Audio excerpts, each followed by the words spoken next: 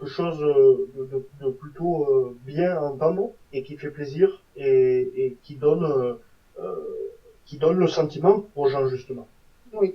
Tout à l'heure, tu as dit dans l'album, c'est vrai qu'il y a des morceaux. Bon, il y a, de toute façon, dans un album, c'est ce que tu évoquais aussi tout à l'heure, c'est ça ce que je veux dire, c'est que on peut pas tout aimer. On peut pas tout aimer. Tu dis bien sûr que tu aimerais bien que tout le monde aime bien cet album, mais la plupart des albums, je trouve que tu as trois, quatre chansons que tu aimes beaucoup, puis après, tu peux pas tout aimer. Je crois que là, tu vas me rejoindre, quel que soit le chanteur, que ce soit toi comme quelqu'un d'autre, hein, je veux dire. Alors, On pioche un peu dedans, c'est comme pour un plat, bon on n'aime pas tout, hein, on sélectionne un petit peu, je sais pas. Tu vois oui, pas alors comme ça? écoutez, moi, ma vision des choses, c'est que je préfère vendre 500 CD à des gens qui adorent ce que je fais, que Oui. 10 000 ou 15 000 ou 1 million à des gens qui n'écoutent même pas les paroles, qui n'ont pas de sentiments pour ce que je fais.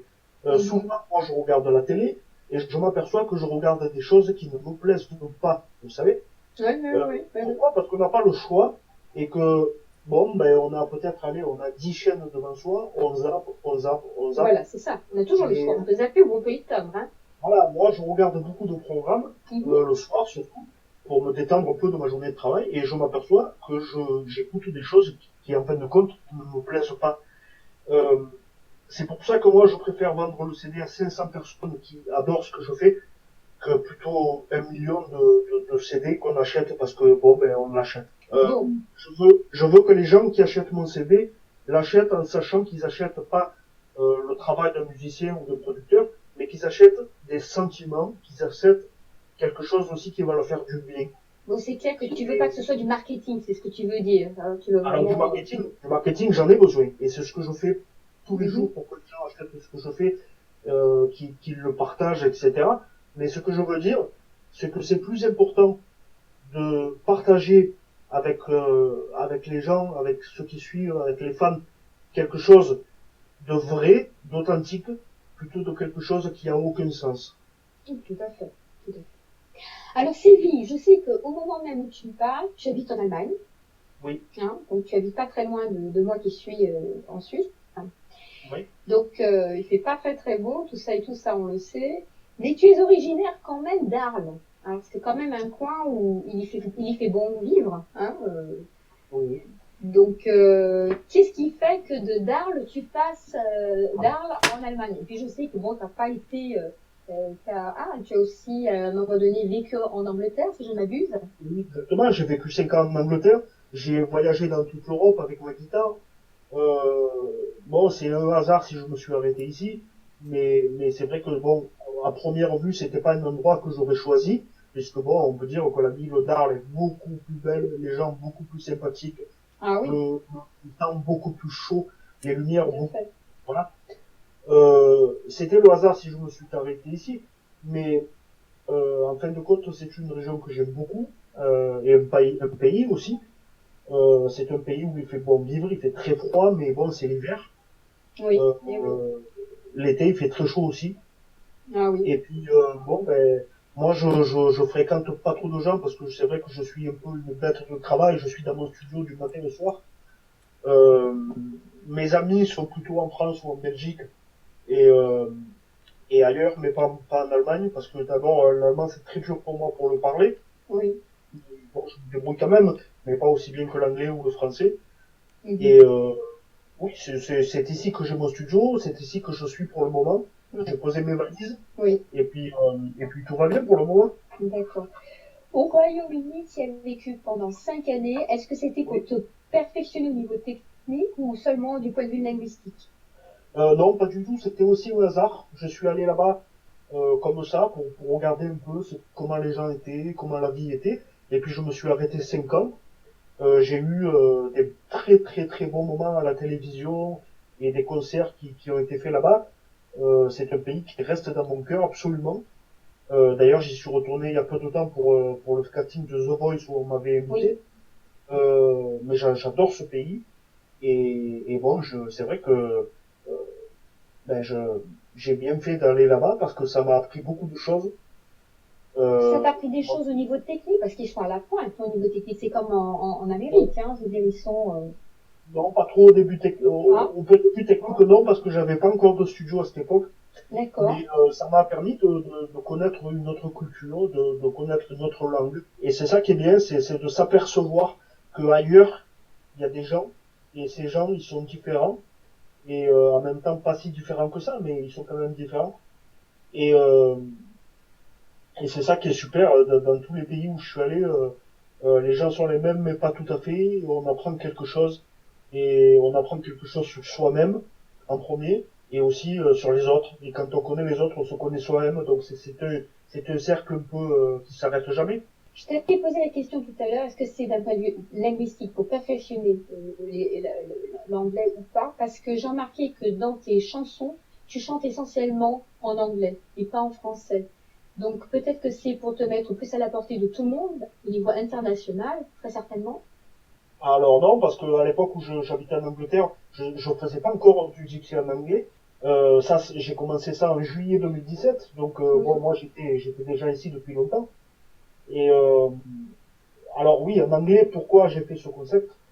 Parce que moi, bon, c'est vrai que j'ai suis né à Arles, j'ai été appris par les Gypsy Kings, qui sont très célèbres, et j'écoutais leur musique toute ma vie presque, où ils chantent en espagnol. Après, il y a Kenji qui est devenu célèbre en chantant du gypsy aussi, mais en oui, français. oui, Et moi, je voulais faire une musique qui m'était propre, complètement propre, qui m'était personnelle, que c'était moi, et surtout une musique qui pourrait un peu concurrencer dans les radios généralistes, c'est-à-dire que faire passer ma musique dans des radios où ils accepteraient pas le gypsy en espagnol, comme il y en a beaucoup d'ailleurs. Euh, D'ailleurs, ce concept m'a permis, avec mon cinquième single, de passer sur MTV. oui. Euh, et je pense que j'aurais pas pu passer sur MTV si je chantais en espagnol ou en français. Donc c'est une chance d'avoir eu cette idée de faire du gypsy en anglais. Et puis Oui. c'était quelque chose de totalement nouveau. Et surtout, mettre ma musique gypsy au niveau de la musique pop internationale, donc la rendre plus abordable à un public qui est habitué de nos jours à entendre de la pop en américain ou en anglais. Voilà, c'est ce que j'entendais par là, pour toucher donc plus le public, un public plus large, et puis pour mieux t'exporter en fait, tout simplement. Exactement. Tu es issu quand même d'une famille de musiciens, faut quand même le reconnaître et le dire. Tu as baigné là-dedans, donc c'est quand même un sacré avantage parce que tu as déjà une oreille qui est faite, ce qui est assez, ouais, ça c'est un gros avantage. Les chansons sont en anglais, t'en as aucune en français. On est d'accord. Non, non, j'en ai aucune en français. Délibérément. Pour, Oui, tout à pour fait, le c'est un prochain choix. album, c'est pareil, c'est aussi un choix. Délibéré, pas de français. Alors, je peux pas dire qu'il n'y aura pas de français, mais en tout cas, pas chapeauté par moi. C'est-à-dire que moi, je reste dans mon créneau, puisqu'on change pas quelque chose qui marche. Oui. La porte n'est pas fermée pour une surprise d'ordre artistique et d'avoir un invité ou deux qui chantent leurs paroles en français. C'est pas, la porte n'est pas fermée. D'accord. Ok, très bien. Écoute, je te propose, on fait une petite pause et on va s'écouter Shape of You de Ed Sheeran. On est d'accord? Tout à fait d'accord. Ok, à tout à l'heure, à tout de suite.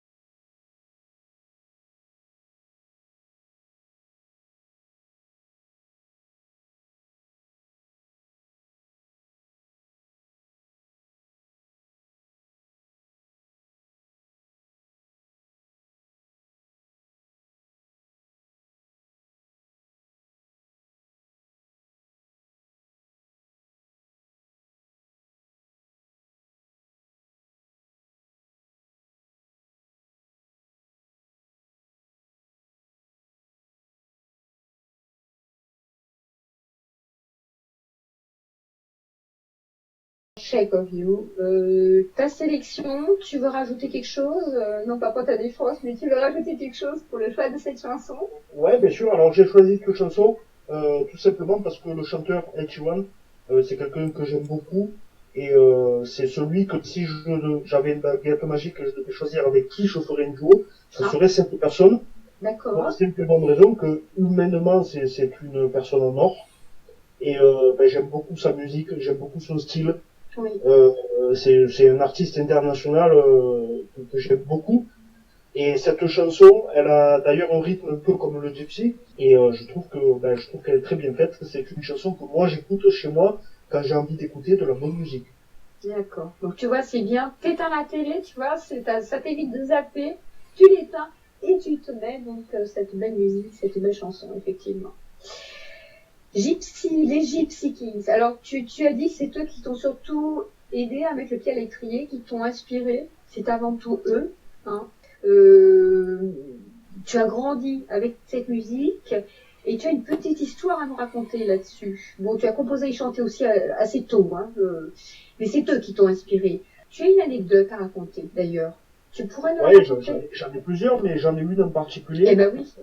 J'étais très jeune, j'avais ma guitare et j'étais dans un bistrot, à la terrasse du bistrot, en train de jouer de la guitare. Et puis Nicolas Reyes, le chanteur, arrive, qui était pour moi un idole, mais vraiment quelqu'un que j'admirais, puisque j'écoutais cette chanson à la maison, et puis je l'ai joué, j'ai appris la guitare en écoutant la Gypsy King. Et Nicolas est venu, a mis la main sur mon cœur et m'a dit, toi, tu vas y arriver dans la vie avec la musique, il te suffit simplement d'y croire. Mhm. Et c'est pour ça que j'ai toujours continué en ayant cette phrase comme un écho dans ma tête. Je me suis jamais arrêté de jouer ni de chanter parce que c'est une passion d'une vie. Oui. Euh, Moi, si j'avais une personne à remercier dans la vie, ça serait cette personne pour exister. Pas une personne pour lui dire merci d'avoir fait ses chansons, d'avoir écrit, d'avoir chanté, mais pour exister, Oui. parce que non seulement cet artiste a une voix magnifique, mais il y a un vrai message dans les chansons, il y a quelque chose qui vous touche au Tout plus à profond fait. de votre être, Et oui. et c'est une musique mystique, c'est une musique qui est magnifique.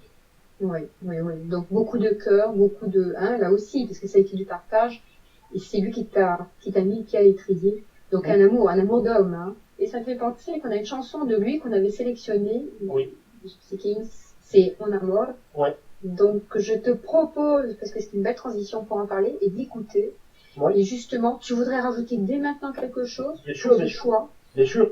Alors cette chanson, c'est une des premières chansons qui m'a fait débuter la guitare et j'aimerais la dédicacer à un fan que j'ai de France Oui, qui oui. s'appelle Pat Minet et qui est une personne qui mérite vraiment d'être heureux. Euh, Oui, et justement, j'aimerais lui dédicacer cette chanson à lui. Voilà. voilà. Et ben alors, On Amour du Gypsy Kings. On l'écoute volontiers avec le plus grand plaisir. Merci Sylvie. Un amor, un amor.